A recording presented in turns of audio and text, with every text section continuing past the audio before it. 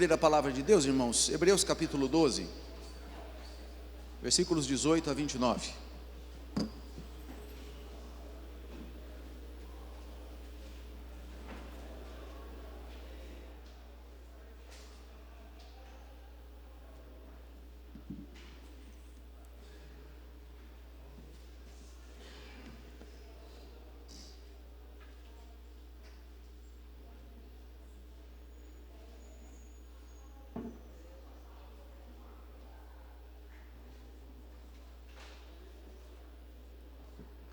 Hebreus 12, 18 a 29. Vamos lá, a palavra do nosso Deus diz assim: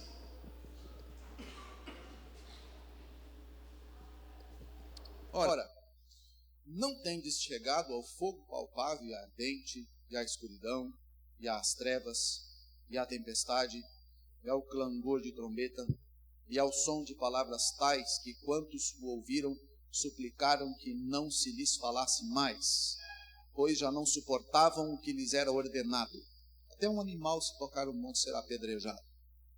Na verdade, de tal modo era horrível o espetáculo que Moisés disse: sinto-me aterrado e trêmulo. Mas, isso é o contraste do versículo 18, tá?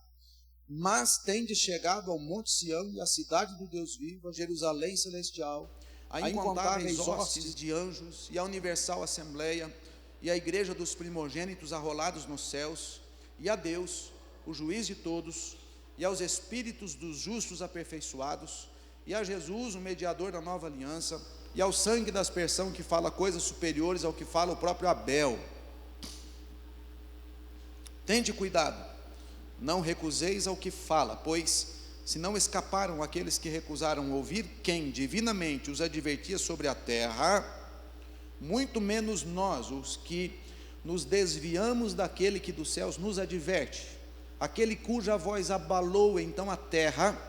Agora porém ele promete dizendo: ainda uma vez por todas farei abalar não só a terra, mas também o céu.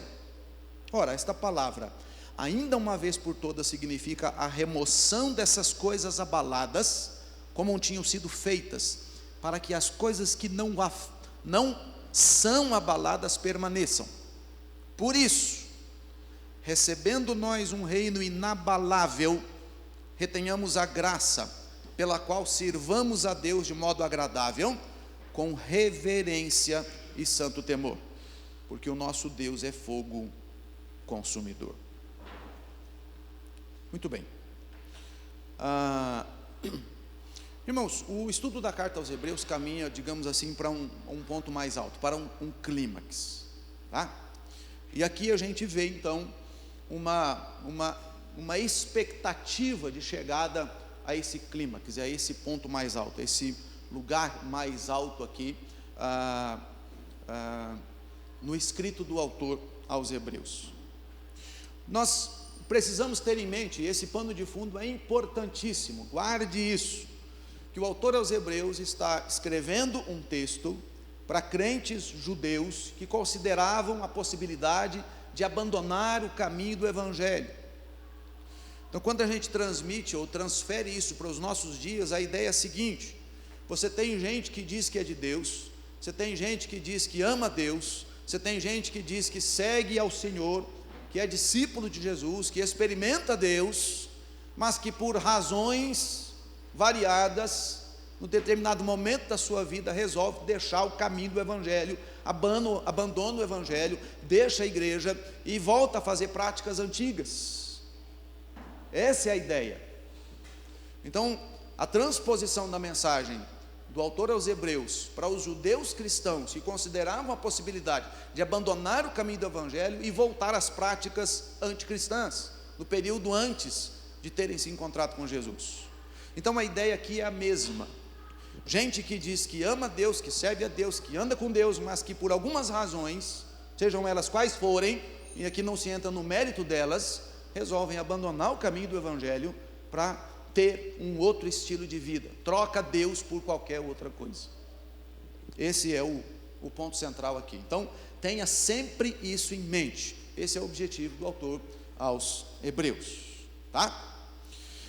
Agora, para mostrar que não tem sentido alguém abandonar o caminho do Evangelho, porque é muito pobre abandonar o caminho do Evangelho por uma outra coisa, o autor aos Hebreus, nesse texto, faz um contraste entre o que era o antes e o que é o depois de verdadeiramente alguém ter um encontro com o Senhor. E em específico, como ele está tratando aqui de crentes judeus que gostariam supostamente de voltar à prática antes de Cristo, ao judaísmo, por exemplo, ele contrasta o que há entre o Monte Sinai e o Monte Sião. Aí a gente percebe isso aqui nesse texto. Então os versículos 18 a 21 é o encontro de Deus no Monte Sinai com o povo, e os versículos 22 até o 24 é o encontro de Deus no Monte Sião, que obviamente aqui os termos são contrapontos, mas um tem a ver com o que Deus fez no Monte Sinai, no território aqui específico, num ponto da terra, e outro tem a ver com um momento de Deus com o seu povo na glória eterna. Esse é o contraste. E é exatamente isso que o autor, nesse texto, vai mostrar. Então, por conta dessas informações iniciais, eu dei o tema da aula de hoje como maior privilégio, mas também uma maior responsabilidade. Há um maior privilégio daqueles que entendem a glória deles com Deus, hoje, mas também há uma maior responsabilidade para eles, e isso tudo aparece aqui no texto que nós vamos estudar nessa manhã, tá bom? Eu não sei porquê, mas eu estou dando aula como se eu estivesse pregando, né? Os irmãos estão percebendo isso? Parece que eu estou pregando. Mas isso aqui não é uma pregação, isso aqui é uma aula. Então, se o irmão quiser interromper, pode ficar à vontade. Tá ok? Oi, muito bem. Então vamos lá, quais são os aspectos que eu quero destacar nessa manhã? Primeiro, o povo de Deus lá no Monte Sinai, e aqui eu quero fazer uma recordação, porque isso aqui é bem conhecido de todos nós. Então vamos lá, versículos 18 a 21. O contraste, então, o autor apresentando aqui o que aconteceu lá no Monte Sinai, como aconteceu, a maneira como aconteceu, e qual foi o impacto disso na vida das pessoas que lá estavam, tá? E num certo sentido, foi um grande privilégio estar ali no Sinai. Então, acompanhe aqui, o que aconteceu lá, o que o povo de Deus viu, o que experimentaram aqueles que foram testemunhas oculares daquele encontro de Deus com o seu povo lá no Monte Sinai, tá? Esse texto está se referindo àquele momento do povo de Deus, logo depois de ter sido libertado da escravidão do Egito, caminhou um pouco, não é? Até chegar à montanha de Sinai, a região ali do Monte Sinai. Ali Deus deu as leis do seu povo, e depois o povo caminhou em direção à terra prometida. Então o Monte Sinai era uma espécie de ponto de encontro de Deus, tendo libertado o povo da escravidão do Egito, levado até aquele ponto, e a partir dali o povo iria seguir viagem até a terra prometida. Então o Monte Sinai é um momento importantíssimo na história do povo de Deus, onde uma aliança foi formalizada, aliança de sangue, onde Deus deu os 10 mandamentos, toda a instrução de leis ao seu povo ali naquele lugar. O povo ficou hospedado naquele monte várias semanas, até receber de Deus todas as coisas. Então vejam só, os versículos 18 a 21, que a gente já leu aqui, não é? Trata da manifestação de fogo palpável, escuridão, trevas, tempestade, clangor de trombetas, né, o som de palavras, e aquele momento arrepiante, que o versículo 21 chama de horrível espetáculo. Mas isso tudo aqui de Hebreus 12, 18 a 21, é um resumo do que acontece em Êxodo capítulo 19. Está funcionando? Eu prefiro, se for possível, se deu certo. Então, abra sua Bíblia em Êxodo 19, enquanto eu me visto aqui do outro microfone. Vamos lá. Vou fazer uma leitura rápida de Êxodo 19, que eu acho que é bem importante, bem impactante.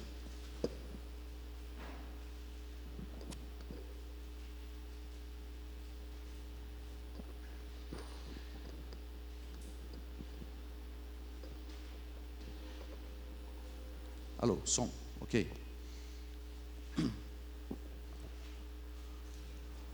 Então vamos lá. Uma leitura rápida, tá? No terceiro mês da saída dos filhos de Israel da terra do Egito, no primeiro dia desse mês, vieram ao deserto do Sinai. Tendo partido de Refidim, vieram ao deserto do Sinai, no qual se acamparam. Ali, pois, se acampou Israel em frente do monte. Subiu Moisés a Deus, e do monte o Senhor o chamou e lhe disse: Assim falarás à casa de Jacó, e anunciarás aos filhos de Israel: Tendes visto o que fiz aos egípcios, como vos levei sobre asas de águia, e vos cheguei a mim. Agora, pois, se diligentemente ouvirdes a minha voz, e guardardes a minha aliança, então sereis a minha propriedade peculiar dentre todos os povos da terra, porque toda a terra é minha. Vós me sereis reino de sacerdotes e nação santa. São estas as palavras que falarás aos filhos de Israel. Veio Moisés, chamou os anciãos do povo, expôs diante deles todas essas palavras que o Senhor lhe havia ordenado. Então o povo respondeu a uma: tudo o que o Senhor falou faremos. E Moisés relatou ao Senhor as palavras do povo. Disse o Senhor a Moisés: Eis que virei a ti numa nuvem escura, para que o povo ouça quando eu falar contigo, e para que também creiam sempre em ti. Porque Moisés tinha anunciado as palavras do seu povo ao Senhor. Disse também o Senhor a Moisés: Vai ao povo, purifica-o hoje e amanhã, lavem ele as suas vestes, estejam prontos para o terceiro dia, porque no terceiro dia o Senhor, à vista de todo o povo, descerá sobre o monte Sinai. Guarde bem esse versículo, não é? Porque no terceiro dia o Senhor, à vista de todo o povo, descerá sobre o monte Sinai. Marcarás em redor limites ao povo, dizendo: Guardai-vos de subir ao monte, nem toqueis o seu limite, todo aquele que tocar o monte será morto. Mão nenhuma tocará neste, mas será apedrejado ou frechado, quer seja animal, quer seja homem, não viverá. Quando soar longamente a buzina, então subirão ao monte. Moisés, tendo descido do monte ao povo, consagrou o povo, lavaram suas vestes e disse ao povo: Estai prontos ao terceiro dia e não vos chegueis à mulher.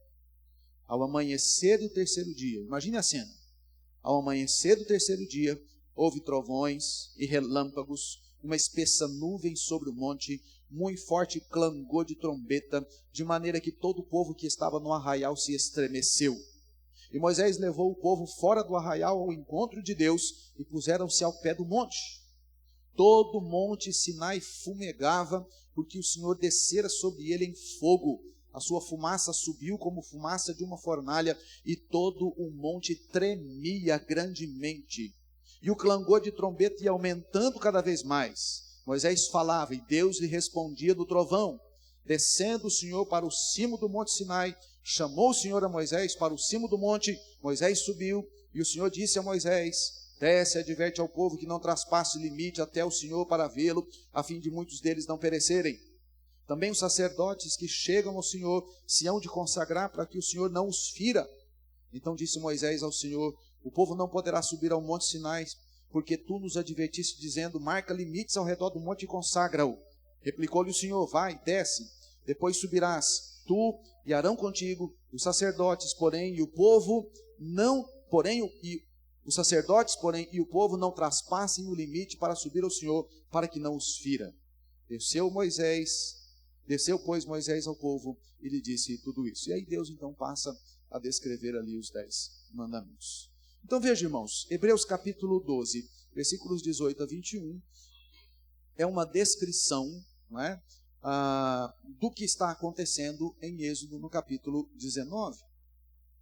Então, o que nós temos aqui, irmãos, basicamente, digamos, é o seguinte: Deus marcou o encontro com seu povo na terra, e esse lugar na terra tinha um endereço físico, latitude, longitude, um ponto no globo terrestre chamado Monte Sinai. Estava lá. Deus marcou o encontro com esse povo lá no Monte Sinai. Segundo, Deus libertou o povo da escravidão do Egito e trouxe o povo da escravidão, conduzindo à terra prometida, e Deus levou o povo até o ponto de encontro. Deus estabeleceu o lugar do encontro, e Deus trouxe o povo até o lugar do encontro, o ponto do encontro. E terceiro, Deus, depois de trazer o povo até o ponto de encontro, Deus vem da eternidade, do céu, do seu trono, Deus se levanta, digamos assim, e Deus desce fisicamente, né, fisicamente não em forma corpórea, mas em manifestação física, visual, palpável, de se ouvir sons, e Deus manifesta naquela montanha a sua presença. E a manifestação da presença naquele lugar foi tamanha que o povo estremeceu.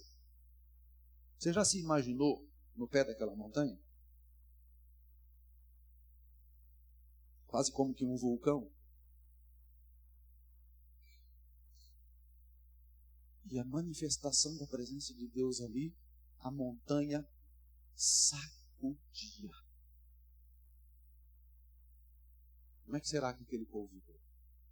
Não é sem sentido que Hebreus capítulo 12 afirma que era um horrível espetáculo. Uma coisa fenomenal, extraordinária, ver aquela cena.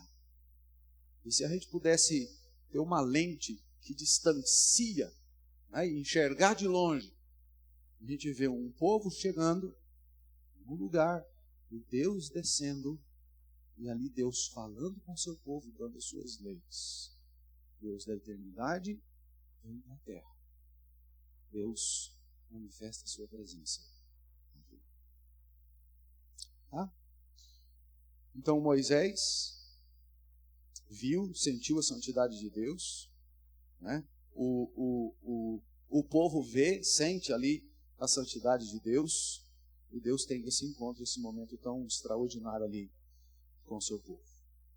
Então veja,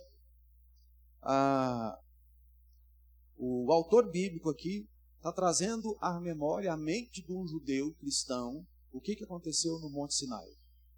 E como é que isso aconteceu lá.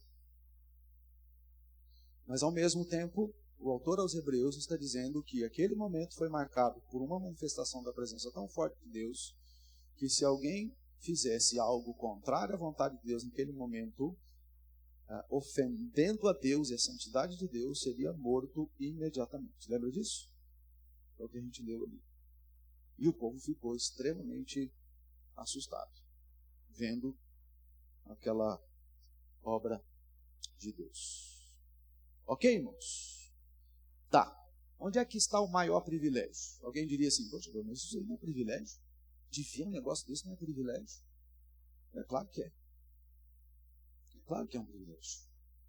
Mas existe um privilégio maior que esse? De ter visto essas coisas? Sim, existe um privilégio maior que esse. E isso me leva, então, ao segundo aspecto aqui. O povo de Deus na Jerusalém Celestial. Então não é mais Deus manifestando a sua presença aqui na terra.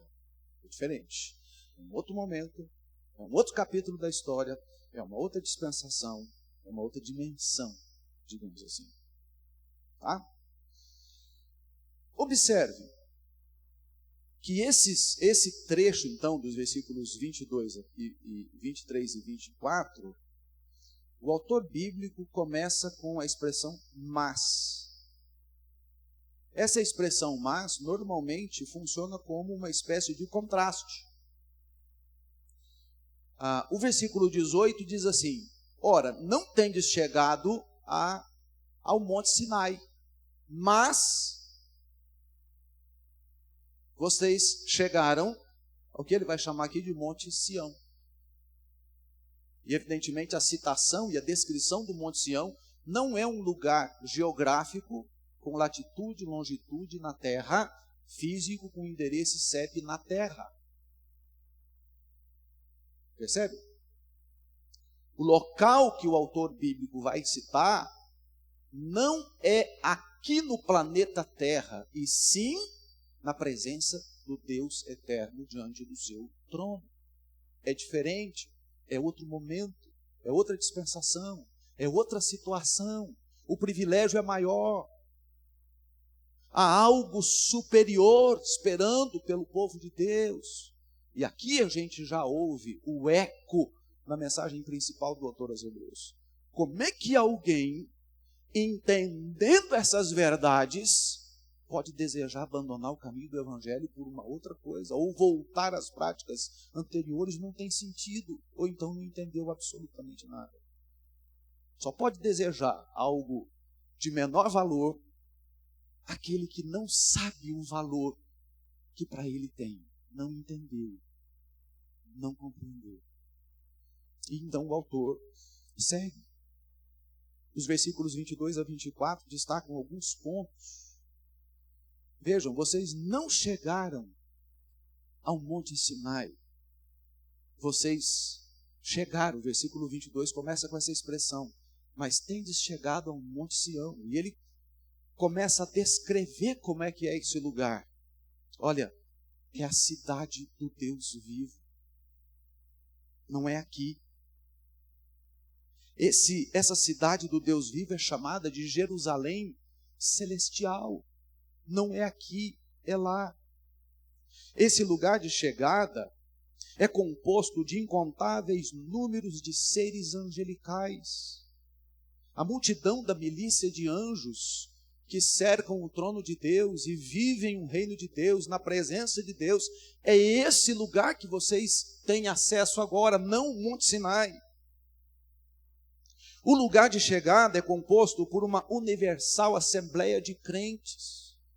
Não é composto por uma parte do povo, mas é o lugar onde todo o povo de Deus está guardado e reservado para ele lá na glória eterna. Quando Cristo reunir todos os seus e cear com eles, e eles com Cristo, a noiva do Cordeiro sendo apresentada de forma completa ao Pai. O lugar de chegada é a chamada igreja dos primogênitos arrolados nos céus. Aqueles que são salvos estão arrolados. Ele tem seus nomes inscritos no livro da vida e eles estarão lá na presença de Deus, na glória eterna. O lugar de chegada é o lugar da morada do próprio Deus. Não é um lugar que Deus vai nos dar e Deus não vai estar presente, não. É a morada do próprio Deus. O povo de Deus morará com Deus. Deus fará o seu tabernáculo no meio, sobre o seu povo. A comunhão plena, perfeita e absoluta com Deus.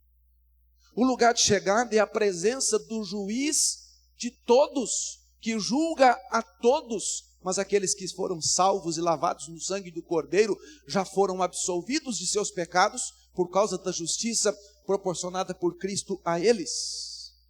O lugar de chegada é o lugar onde estão todos os espíritos dos justos aperfeiçoados, porque eles foram justificados, regenerados, lavados, e nenhum dos seus pecados causa ali qualquer dano espiritual, pois eles estão puros, glorificados à imagem perfeita de Cristo na glória eterna.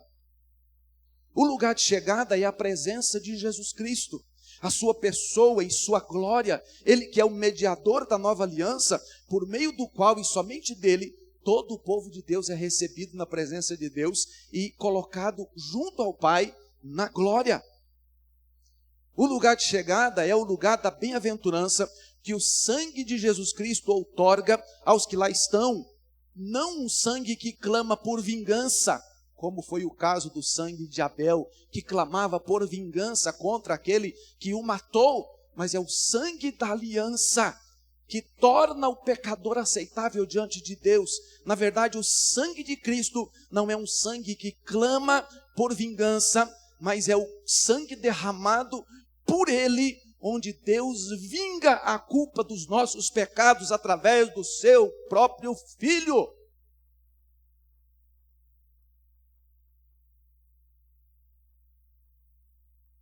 O lugar que Deus pega o seu povo e coloca diante dele, não é um lugar na terra, mas é um lugar no céu, na glória, na presença dele, eternamente. O contraste é que no Monte Sinai, Deus baixa do céu à terra. Agora é o contrário. Deus pega o seu povo da terra e leva para o céu, na glória dele. Cadê o glória a Deus? Se eu tivesse numa igreja Assembleia de Deus aqui, esse prédio ia chacoalhar. E não ia, Roberto? E não ia?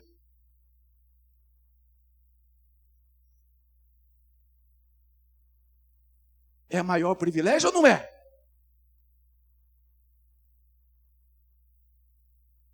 é que alguém não leva esse Deus a sério?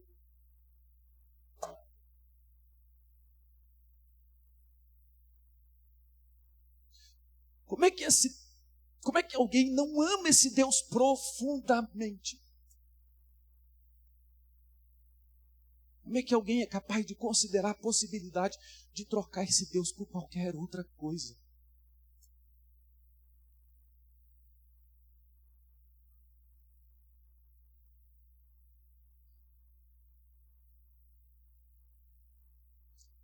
Deus marcou um encontro com o seu povo, irmãos. Mas não é aqui na terra, é na glória. Deus libertou seu povo da escravidão do pecado. Transportou seu povo das trevas para a luz de Cristo. Introduziu seu povo no reino eterno. Ao invés de Deus vir da terra para o céu, Deus leva o seu povo. Aliás, ao invés de Deus vir do céu para a terra, Deus leva o seu povo da terra para o céu. E ao invés de Deus manifestar sinais da sua presença, como foi no Sinai, Deus põe o seu povo diante dele para ver a glória dele, sem filtro, sem impedimento. E mais do que isso, nós seremos a imagem perfeita do Cristo glorificado. Louvado seja Deus. Louvado seja Deus. Então, como pode alguém considerar a possibilidade de não levar esse Deus a sério? Como pode? Como pode alguém que caminhou tempo no caminho do Evangelho, no reino de Deus, no meio de uma igreja, você encontra um monte de gente. Eu já fui crente. Pelo amor de Deus, eu já fui crente. Eu já servi o reino. Já passou um rapaz lá para limpar, cortar a árvore lá. Conversa vai, conversa vem. Ele falou para mim assim, me identifiquei, né? Conversando e tal. Ele falou, não, se o senhor é pastor, eu já servi o reino. Tristeza ouvir aquilo. O senhor já serviu o reino, irmão? Já fui obreiro, já toquei na igreja, já cantei na igreja. Falei, hoje eu não vou mais.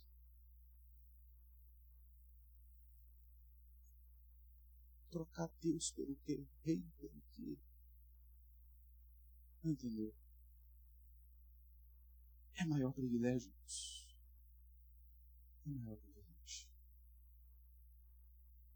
Só que tem uma questão. Os versículos 25 a 29, apesar dos versículos anteriores dizerem e afirmarem que é maior privilégio, os versículos 25 até o final afirma que é também maior responsabilidade. Você já ouviu essa expressão? Com grandes poderes? Onde você ouviu isso? Que frase que ficou marcada, não? Mas observe, maior privilégio é também maior responsabilidade. Em que sentido? Em que sentido? Bem, os versículos 25 até o 29 mostram o caminho dessa maior responsabilidade. Tá? Então veja o 25. Cuidado. Começa assim. Tende cuidado. Não recuseis ao que fala. Não escaparam aqueles que se recusaram a ouvir quem divinamente os advertia sobre a terra. Muito menos os que nos desviamos daquele que nos céus nos adverte. Então vejam só, o contraste aqui é entre Sinai e a Nova Jerusalém, Jerusalém Celestial. O que aconteceu com aqueles que foram advertidos e desobedeceram lá no Monte Sinai? Eles não entraram na terra prometida. Cuidado! Eles ouviram, desobedeceram, foram advertidos e não entraram. Cuidado!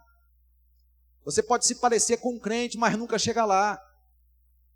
Você pode talvez achar que você seja, mas você nunca foi. Talvez você ouça falar de Deus, goste de Deus, ame a Deus por aquilo que Deus lhe dá, mas talvez você não seja realmente, verdadeiramente, totalmente, de fato, do Senhor. Fazer coisas para Deus não significa absolutamente nada. Se alguém pensa que fazer coisas para Deus vai receber de Deus algum benefício espiritual, então, cuidado. Olha o que vos espera. Mas vocês estão cientes disso e do que isso representa na sua vida cristã? Esse é o ponto. O versículo 26 mostra para nós uma outra questão séria. O privilégio é grande, mas a responsabilidade é maior. Aquele cuja voz abalou então a terra, agora, porém, ele promete dizendo, uma vez por todas faria abalar não só a terra, mas também o céu. Uma vez por todas. O que significa essa expressão, uma vez por todas? Olha, que na verdade é a última vez. O que foi abalado no Monte Sinai? A montanha. A montanha tremia. A montanha chacoalhava, quase como que um vulcão. Clangor de trombetas, trovão, relâmpago, som de buzina, a fortalha, um monte tremendo. Agora, quando você observa o que é que Deus diz que vai fazer, Deus não vai abalar a estrutura de uma montanhazinha situada num determinado lugar do planeta. O texto diz que Deus vai abalar a terra e o céu. Isso é uma descrição do que, irmãos? Segunda vinda de Jesus. Quando Jesus voltar, os céus se abalarão. A terra será transtornada. Os corpos celestes se curvarão diante do rei e darão passagem para o rei chegar. Os irmãos entendem isso? Está tão claro aí. Versículo 27, se alguém tem alguma dúvida, escancara mais ainda. Ora, esta palavra, ainda uma vez por todas, significa a remoção dessas coisas abaladas, como tinham sido feitas, para que as coisas que não são abaladas permaneçam. Então você tem duas coisas aqui que são distintas. Aquilo que é abalado e aquilo que não é abalado. Aquilo que é removido e aquilo que não é removido. Aquilo que é passageiro e aquilo que é eterno. Obrigado. Aquilo que é frágil e aquilo que é indestrutível. Aquilo que é temporal e aquilo que é eterno. Uma vez mais, todas as coisas significam a remoção do que é abalado. Céus, planeta Terra, estrelas, universo, tudo que há em todo o universo. Tudo isso vai ser removido. E se instaura e se inicia algo que é absolutamente eterno e inabalável. Elas não podem ser abaladas e elas permanecem. E aí entra o versículo 28. Que, digamos, é o ápice, então, nessa perspectiva de como isso me afeta e afeta você. E eu creio que esse é um versículo que a gente deveria saber de cor. Por isso, recebendo nós um reino inabalável. Deus nos deu um reino inabalável e não pertence a este mundo. Não está neste mundo. Não é um lugar específico, num CEP, num endereço, numa longitude e latitude, aqui na terra. É um reino inabalável, é a presença dele. Recebendo nós um reino inabalável, retenhamos a graça. Nós recebemos esse reino por graça. Não é porque a gente merece, não é porque a gente conquista, não é porque a gente impressiona Deus, não é porque a gente tem uma boa performance e que Deus se sente comovido a nos abençoar. É porque Ele, na sua misericórdia infinita, resolve nos conceder a graça. de nos tornar seus filhos. Retenhamos essa graça, abracemos a graça, vivamos por essa graça, dediquemo-nos ao Senhor por essa graça, pela qual sirvamos a Deus de modo agradável. Então, enquanto eu estou aqui, que Deus já preparou isso para mim lá na glória, eu devo viver de modo tal em que Deus olhe para mim e Deus se sinta agradável comigo, porque eu ofereço a Deus uma forma de culto, de dedicação, de comprometimento com Ele. E eu faço isso de forma reverente. Então é a consciência de que eu vivo na presença de Deus. Eu vivo na presença de Deus dentro da minha casa, eu vivo na presença de Deus dentro do meu trabalho, eu vivo na presença de Deus dirigindo o carro no trânsito, eu vivo na presença de Deus quando eu vou ao supermercado, quando eu vou ao banco, quando eu acesso a internet, quando eu assisto um programa de TV, com reverência, porque eu ando com Deus, eu estou na presença de Deus, e santo temor. É o Deus vivo e verdadeiro com quem eu tenho comunhão, acesso, ligação, relacionamento. O reino que Ele me deu é inabalável. Tudo mais passa. O reino do Senhor permanece eternamente. Então, cuidado, porque aqueles que acharam que estava tudo bem, não entraram na terra prometida. Cuidado, porque talvez você ache que esteja tudo bem, mas na verdade não está. Talvez você não tenha entendido. Talvez você não conheça ainda quem verdadeiramente Deus é. Eu não sei se os irmãos se lembram, mas eu disse lá no início dos nossos estudos aqui de Hebreus, que um dos objetivos que nós tínhamos era vasculhar internamente, profundamente, se a gente verdadeiramente era do Senhor. Os estudos aos Hebreus mexem conosco e nos desafia a sermos perscrutados. Nós somos ou não somos? Nós somos ou nos parecemos? Nós ouvimos falar ou de fato nós temos comunhão pessoal íntima? Os irmãos se lembram do domingo do sermão passado? Aliás, o sermão de domingo passado, inverti as bolas aqui dentro. O sermão de domingo passado, uma conversão impressionante. Um homem que sabia quem Deus era, que conhecia Deus, que ouvia falar, que dava declarações sobre Deus, mas não sabia quem Deus era. Pois é, eu espero que não seja o seu caso. Ouve falar de Deus, ora a Deus, dá declarações extraordinárias sobre Deus, mas não sabe quem Ele é, não conhece, não experimentou, não foi salvo, não tem Cristo na vida pessoal.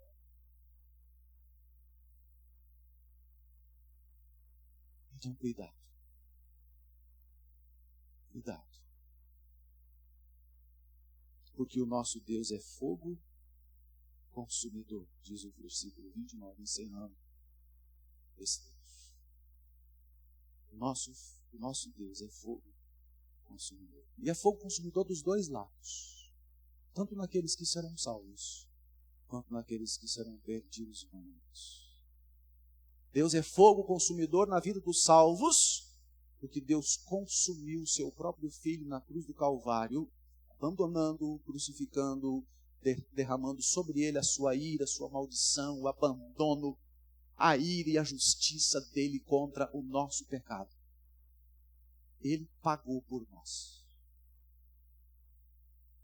Mas Deus é fogo consumidor na vida daquele que não crê em Cristo, porque a condenação e a ira de Deus cairá como um raio na cabeça daquele que não tem Jesus Cristo.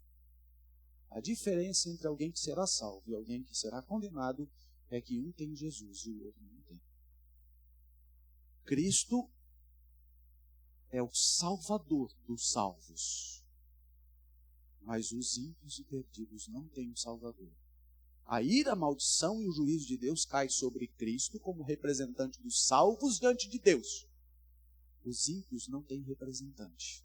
Então a ira, a maldição e o juízo de Deus cai diretamente sobre eles.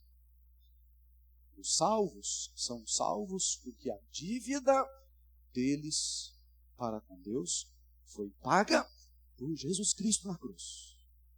E os ímpios serão condenados, porque eles terão que pagar a sua própria dívida na condenação eternamente. O nosso Deus é fogo consumidor.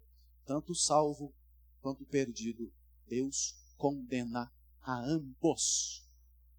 Deus não salva alguns porque Deus rejeita-se a descarregar sua ira, sua maldição e sua justiça contra eles. Deus condena a ambos, salvos e condenados. A diferença é que nos salvos, a ira, a maldição, o juízo de Deus cai sobre Cristo como substituto deles. E os ímpios não têm substituto. A ira, a maldição e o juízo de Deus cai diretamente sobre eles. Isso é uma coisa que precisa ser enfatizado, repetido. Porque há muita gente achando que Deus vai salvar, porque Deus não pune, que Deus é só amor. Essa não é a completa verdade. O amor de Deus é manifestado em seu juízo através de Cristo.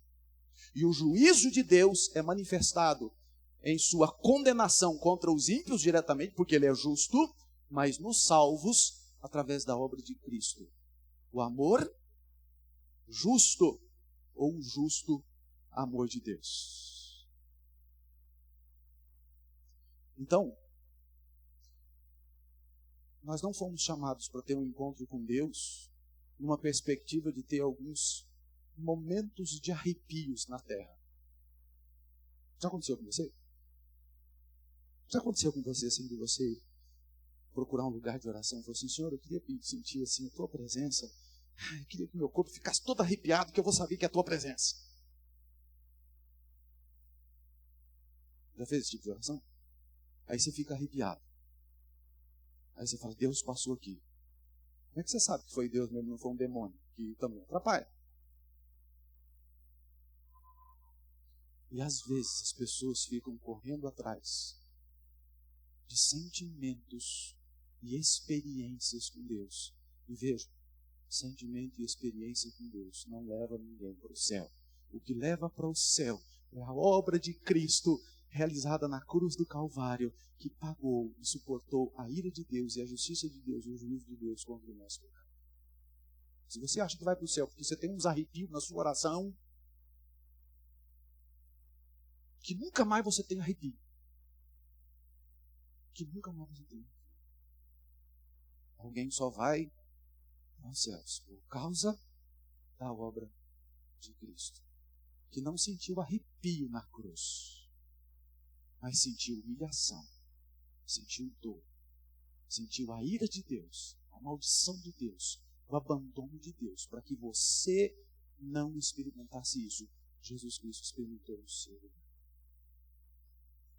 Louvado seja Deus, irmãos. Nós seremos a imagem do Cristo glorificado. Louvado seja Deus. Que privilégio. Mas que responsabilidade.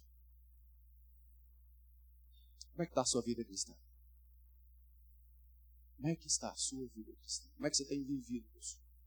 De que maneira você responde a isso? Ou será que nós temos alguns aqui considerando: eu não tinha uma outra coisa melhor para fazer hoje, não tinha nada de bom na TV, fui para a escola dominical. O que você quer com Deus, irmão? Verdadeiramente. O que nós queremos com Deus? Bênçãos? Essa semana conversamos sobre isso. Tivemos uma reunião de oração, de estudo bíblico, de leitura bíblica, com alguns líderes, e estávamos conversando sobre isso, orando sobre isso. Outro bem eu não possuo, senão a ti somente. O que a gente quer de Deus? As bênçãos ou a gente quer Deus? Como é que está a sua vida? E diante de tudo isso, eu queria, então, os nossos 2 pontos, o povo de Deus no Monte Sinai, o povo de Deus na Jerusalém Celestial. O autor aos Hebreus está dizendo assim: não vale a pena. Não tem sentido. Não é inteligente alguém abandonar o caminho do Evangelho para voltar às práticas anteriores. Não façam isso. Você nunca ganha, só perde. E então, eu tenho que considerar. No Antigo Testamento, tudo era sombra de realidade futura. Em Cristo, nós experimentamos a realidade. O Antigo Testamento era sombra. Sombra. O Novo Testamento, a partir de Cristo, é a realidade. Segundo, a grande diferença entre ver a manifestação da presença de Deus na terra e ser levado da terra ao céu. Não se contente, eu volto a repetir, em sentir um arrepio quando você faz uma oração. Não firme a sua alegria nisso. Lembra quando os discípulos voltam da missão que Jesus os envia? E os discípulos falam assim: Senhor, até os demônios nos submetem. O que é que Jesus responde para eles? Vocês não devem se alegrar porque os demônios nos submetem. Vocês devem se alegrar porque o nome de vocês está inscrito no livro da vida. Louvado seja Deus, irmãos. Então, cuidado com sentimento e experiência. Cuidado com sentimento e experiência. Terceiro, permaneçamos firmes, considerando que Deus nos deu e nos chamou ao seu reino inabalável. E inabalável permaneceremos confiando nele. Começa aqui, ultrapassa os limites do tempo e do espaço e vai para a eternidade. Então você tem que permanecer firme. O reino de Deus é inabalável. Em Cristo você se torna inabalável, porque Ele é sua rocha. Forte rocha, firme rocha, eterna rocha. E tenhamos a graça, o reino inabalável de Deus nos concede. É maior a responsabilidade. Aliás, é maior o privilégio, mas é também maior a responsabilidade. Irmãos, não sei porquê, mas eu dei aula hoje como se estivesse pregando, né? Eu prefiro dar aula, mas enfim. Né? Então observe.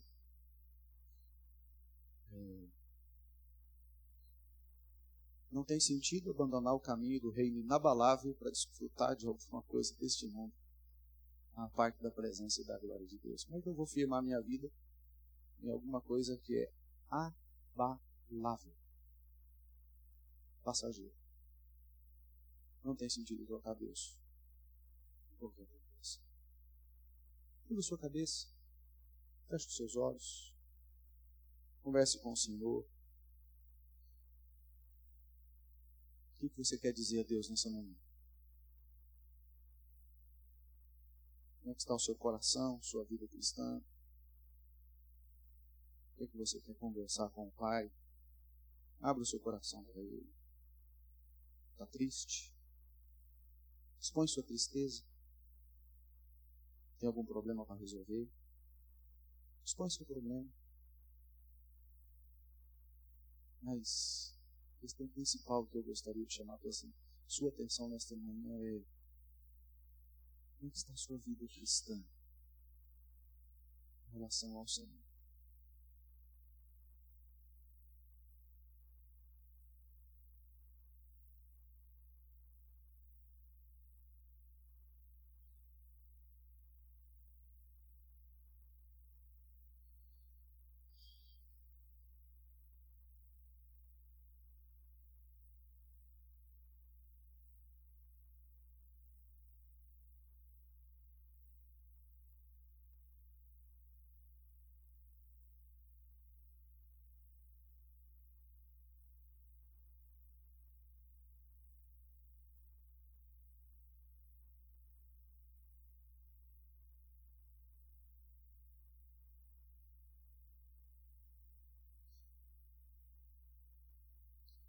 Nosso Deus e Pai,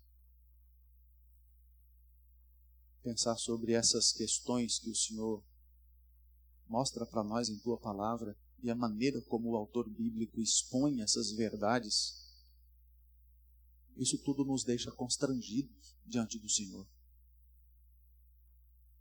Porque, por um lado, nós olhamos para nós mesmos e reconhecemos, ó Deus, que nós não damos a devida importância ao Senhor como poderíamos dar. Por outro lado, nós nos alegramos em saber que o Senhor nos chama de volta. E o Senhor traz ensinamentos como este. Por isso a importância da igreja, do estudo das Escrituras, de nos fazer lembrar e relembrar os ensinamentos do Senhor, de nos trazer de volta. Quem sabe, ó Deus, alguém aqui esteja tão enfraquecido na sua caminhada cristã, participando de um momento como esse, de uma reflexão como essa, se sente motivado, não por causa da autoajuda, mas por causa da graça, da bondade do Senhor para conosco. Em nome de Jesus, Pai, nós temos conversado aqui já há alguns meses sobre a busca de um avivamento espiritual. Temos estudado sobre avivamento espiritual na Bíblia. Queremos ouvir, ó Deus, os imperativos que o Senhor tem para nós, para buscarmos um avivamento espiritual. Em nome de Jesus, ó Deus, dá para o teu povo neste lugar um grande avivamento espiritual. Pais, marido, esposa, filhos, líderes, todos nós, Senhor, em nome de Jesus, derrama do teu Espírito sobre nós e nos promova, Senhor, um avivamento, uma busca do Senhor, para experimentarmos do Senhor o que o Senhor tem preparado, o que o Senhor deseja nos dar. Tua palavra diz: buscar-me-eis e me achareis, quando me buscardes de todo o coração. Nós confessamos aqui, ó Deus, a nossa incapacidade por nós mesmos de buscar o Senhor de todo o nosso coração. Mas nós confiamos que na ajuda do Senhor pelo teu Espírito, e o Senhor ama quem faz para o Senhor com alegria, o Senhor pode vir sobre nós e ver, ó Deus, na sinceridade do nosso coração que queremos buscar-te intensamente e desejamos experimentar um reavivamento na nossa própria vida. Dá, ó Deus, a esta igreja o prazer e a alegria de ter essa comunhão mais profunda contigo. Eu não estou falando aqui, ó Deus, de sentimentos ou de experiências, mas de vida, de fervor, de comprometimento. Se o Senhor quiser fazer alguma manifestação, ok, louvado e glorificado seja o teu nome, mas que o teu povo, ó Deus, te busque por quem o Senhor é, não pelas manifestações, não de coisas externas ao Senhor, mas na essência de quem o Senhor é. Em nome de Jesus, que haja fervor no nosso coração, na nossa vida, considerando, ó Pai, que o Senhor nos leva deste mundo para a glória celestial. O Senhor quer mais do que manifestar sinais da Tua presença conosco aqui na terra, mas o Senhor, nos seus planos, deseja nos levar da terra para os céus e nos fará a imagem perfeita do Cristo glorificado. Oh Deus, que experimentemos antecipadamente aqui a glória que nós teremos lá, naquilo que for possível experimentar. Em nome de Jesus. Amém. Tá bom, irmãos? Que Deus abençoe e guarde, nos fortaleça. Noite de hoje, daremos continuidade aos nossos estudos em